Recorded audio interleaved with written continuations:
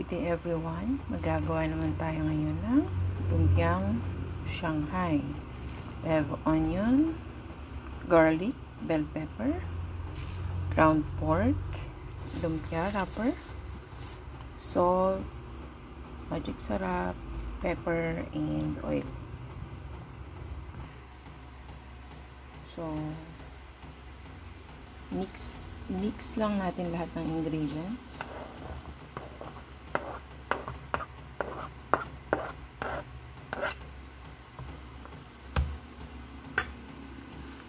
Pepper,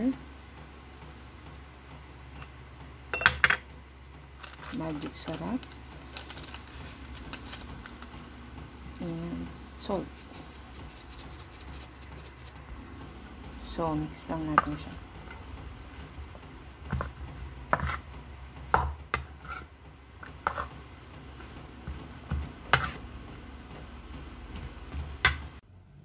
So, ayan, babalutin na natin yung ating lumpia.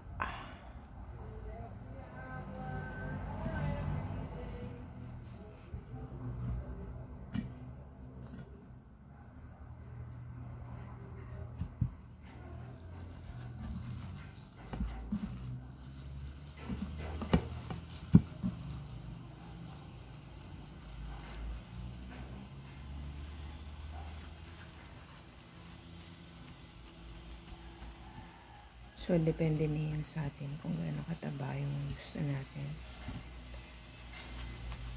Ganon tayo. So, yung iba naglalagay ng egg, harina. Ako, okay na to sa akin.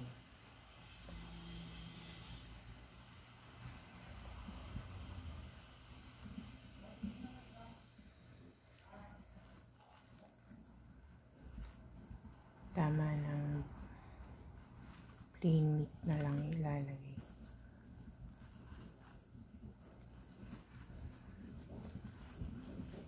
So, yan.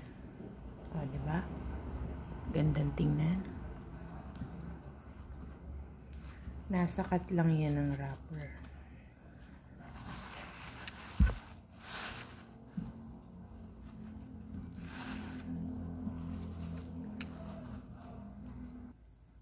So, ayan, diba? Pantay-pantay siya.